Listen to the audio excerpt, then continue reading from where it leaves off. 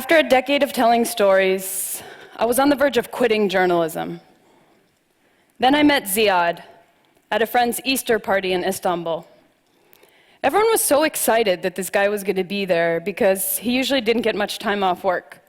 One of my friends joked he actually worked 8 days a week. When he walked in, I remember shaking his hand and thinking he had a lot of hair gel. That day we didn't talk long. I had to leave the party early. Months later, I was doing some research about Syrians living in Turkey. Ziad is from Syria, so I messaged him with a few questions. He responded to my email to tell me that he was moving to Europe. The next day over tea, he told me his plans to get to Norway, as he coordinated with smugglers on his phone. I asked if I could document his journey, and he agreed. Here was my big chance to get inside a story about the migration crisis and understand it better. But I wasn't sure I was ready. Just 8 months earlier, I had arrived in the region. I only knew a few words of Arabic, and here I was about to take a journey, a difficult journey, full of unknowns. What would it be like to travel with refugees? And as a freelancer living from my modest savings at the time, I also wondered what it would cost me. Ziad had worked really hard for 2 years to save a few €1,000 to make the journey, and I was barely generating income at the time. But even asking myself this question felt so wrong. Here I was thinking about my bottom line, and thousands of people were prepared to spend every single euro they had just to get to Europe. And they trusted that when they arrived, they could figure it out. I grew up on a farm in rural North Dakota. After 20 years living in the Midwest, I moved to Costa Rica because I was ready to start learning about the rest of the world through experience, not just from books and secondhand stories. When I was brave enough to ask people questions, they usually answered. All I had to do was listen, and they told me intimate things, personal things, things that their own families and people close to them didn't know. I considered these stories a gift, and it was a gift I wanted to keep giving, so I became a journalist. I worked as a photographer at a newspaper, and then as a freelance photographer in Lima, Peru. I told meaningful stories from time to time, but more often I was photographing men in suits and gourmet food. But I wanted to connect with people. I wanted to connect with issues that I cared about. I have always believed that stories could change people's lives, but I couldn't make that promise to the people I photographed. Would my stories actually make their lives better? I thought maybe I could be more effective helping people as an activist or working for the Foreign Service. On my off days, I just admired the hearts and flowers in my cappuccinos, and I fantasized about being a barista. In 2015, I moved to Istanbul to be closer to headline news, and here I was, sitting across the table from Ziad, about to travel with him to Europe. In 2015, 1.3 million people applied for asylum in Europe. Zeynep left Syria with her family when she was 9 months pregnant. In Turkey, a doctor warned her she'd be giving birth in about 10 days. And her family decided, yeah, they could probably make it to Germany in that time. But 20 days later, she was in a camp in Macedonia, and that's where she gave birth to little Layla. Hashim agreed to drive a raft from Turkey to the shores of Greece, even though he'd never driven a boat before. A smuggler took him out into the sea and showed him how to turn on and off the motor, to steer, and then because Hashim volunteered to drive that boat, he didn't have to pay the €1,250 that everyone else on board would pay. Crossing the Aegean Sea would be the most dangerous part of Ziad's journey. His life was literally in Hashim's hands. And if that raft capsized, he and the others could drown. Since 2015, more than 10,000 men, women, and children have died in the Mediterranean, bound for Europe. After 3 hours at sea, they made it. Ziad sent me his location, Chios, Greece. Relieved, I boarded a passenger ferry in Çeşme, Turkey, and 30 minutes later we were on the same island. When I spotted Ziad among the hundreds of refugees, I ran to him and gave him a big hug. He introduced me to Hashim and some of the other Syrians he had started traveling with. Ahmad is smart. He loves a deep philosophical conversation and always had a book. Saif is intimidating. He looks like the bouncer outside of a club. He's big, he has a long goatee, and he puts it into a braid. Asa is young and beautiful. She likes to curse, and she needed new shoes when I met her because she was wearing flip-flops. Abdul Rahman miraculously always had perfect hair, and Manha loved to sing, especially on long bus rides.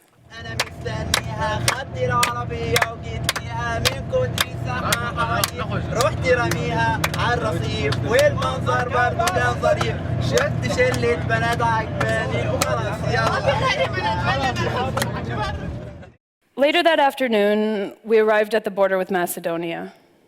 About 5,000 people were waiting to cross, and many had been there for days.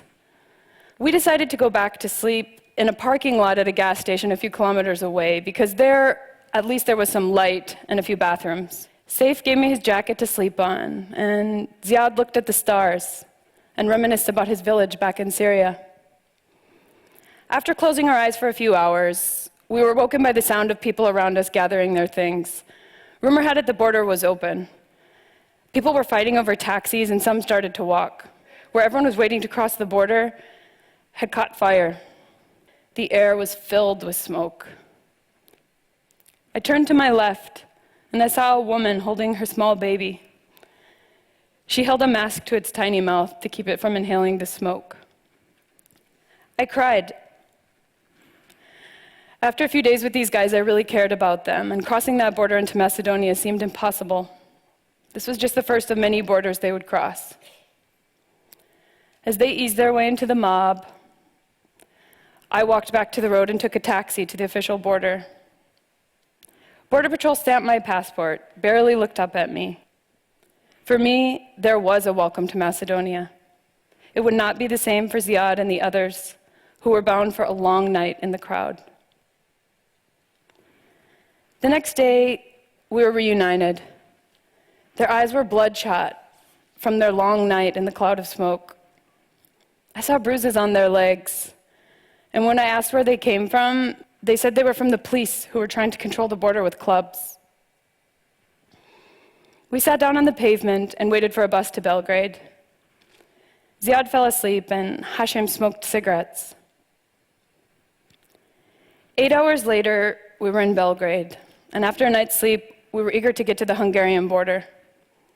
Saif ran errands around town, and a taxi driver charged him €75 for what would normally be a €5 ride. I get the law of supply and demand. There were thousands of people there needing taxis, and the prices were going to be higher than normal. But that high? The fact that these taxis were run like smuggling rings was horrifying. We celebrated our arrival to Budapest with fried chicken at the train station. But the celebration didn't last long.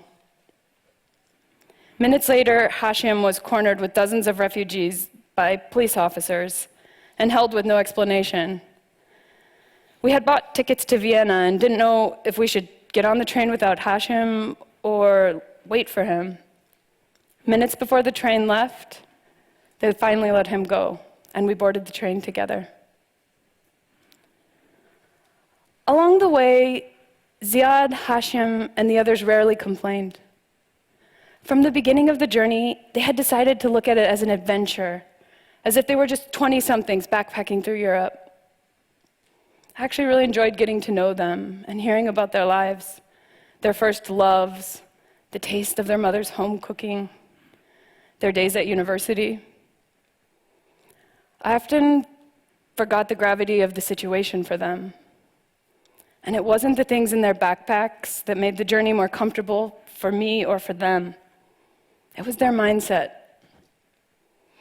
The love, generosity, and resilience of these people on the move was overwhelming.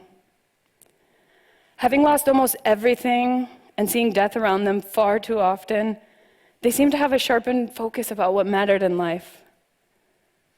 They accepted me and my camera again and again, in moments of calm and confusion. They believed in the power of their own stories. 2 weeks from the day Ziad left Turkey, he arrived to Norway, and I filmed him as he stepped off the train at Oslo Central Station. The next day we said goodbye, and I told him the journey had changed me somehow. He thanked me for telling his story. Then I got on my 4-hour flight that cost me €100 to get back to Istanbul. To arrive to Norway, Ziad had spent €2,600. Back in Istanbul, something in me had shifted. I felt a deep sense of gratitude for the little things. A phone call with my dad, a home-cooked meal, a hot shower. I started accepting assignments in places that before I would have avoided, and I thought more carefully about how I wanted to use my time. I found myself reconnecting to some people and moving away from others. Ziad and I stayed in touch. He sent me pictures from a transit camp he was at, of some cute kids he met at an Eid celebration, and of a hike he took in the Norwegian mountains. I sent him a picture of a statue in Dubai made by a Syrian artist, and of an Afghan village where I was on assignment. In February 2016, I went back to Norway, and I documented Ziad and his friends as they prepared a beautiful Syrian meal for about 100 people in their Norwegian town. It was on this trip that we told each other for the first time, "I love you." And Zeynep and her family made it to Germany. Her kids are in school now, something they never had the chance to do when they were in Syria. She also just gave birth to her 6th child, this time in a hospital. Hashim is living in the Netherlands, where he studies Dutch, and he's working to build the life he believed in when he agreed to drive that boat across the sea. Last year, Ziad was named Resident of the Year in Mandal, Norway, in recognition for the volunteer work that he does to connect the local community with refugees. He's the first refugee to ever earn the honor. Zeynep, Hashim, and Ziad believe in the future, and they believe in themselves. They brave uncertainty constantly. Will they ever learn the language, find a meaningful job, feel at home? And after all this, will they just be sent back to where they came from? The uncertainty is daunting, but it doesn't stop them from trying to move on with their lives. As for me, I no longer think about joining the Foreign Service. The journey and the people I met along the way inspired me to continue telling stories, while better defining my own. Years ago, my mother gave me a book, and inside the front cover she wrote, "May each journey you take bring you closer to yourself and others." For me, stories are journeys. I've always believed that listening to personal stories can change our lives. Now, I know they do. Thank you.